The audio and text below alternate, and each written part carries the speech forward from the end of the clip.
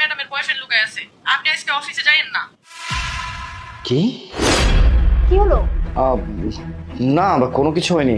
ওই আসলে হয়েছে কি, ভাবি তো একটু পরে অফিসে যাবো, তাই ভাবলাম যে একটু যদি গরম গরম চা খাওয়াতে ভালো হতো আর কি। মানে যখন তুমি এখন বলতে চাচ্ছ এই গরমে আমি কিচেনে গিয়ে তোমার জন্য চা করি? সরি, আমি এখন চা করতে পারবো না।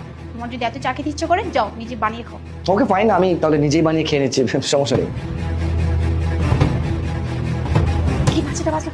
এই বেরো বেরো। আর একটু হলে ধরা খেয়ে যেতাম। কি যে হয়েছিল যন্ত্র একটু হলে বুঝে যেত।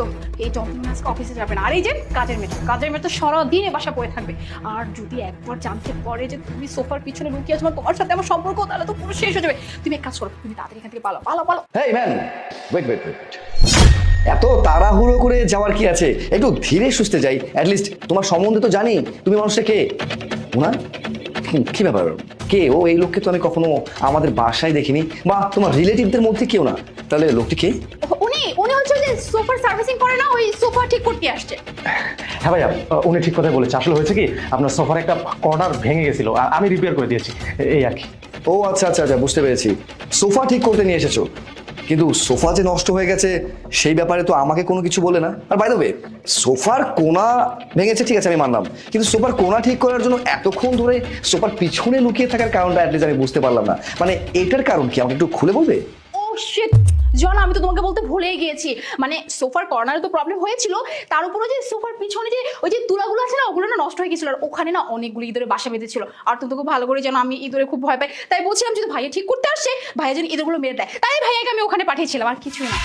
হ্যাঁ ভাইয়া, ঠিক কথা বলেছে উনি। আসলে হয়েছে কি, অনেকগুলো ইঁদুর ছিল তো আমি ইঁদুর মেরেছি। আমি প্রফেশনালি ইঁদুর ম্যান, আসলে ইঁদুর বাসা থেকে রিমুভ করি আর কি। ও আচ্ছা আচ্ছা আচ্ছা, তার মানে আপনি হচ্ছেন হ্যামেলিনের বাসিওয়ালা না? ওই অনেক ইঁদুর বাসিতে ফু দিয়ে পিছন থেকে বের করে নিয়ে যায়, লাইক দ্যাট। আপনি ওইটা? ভাই আমি পৃথিবীতে এত ম্যানের কথা শুনেছি, কিন্তু এই র্যাট ম্যান, আই মিন ইঁদুর ম্যানটা কোত্থেকে এতদিন পরে এই সার্ভিস দেওয়ার জন্য রেডি হলো, আই মিন আমি এটা বুঝতে পারছি না।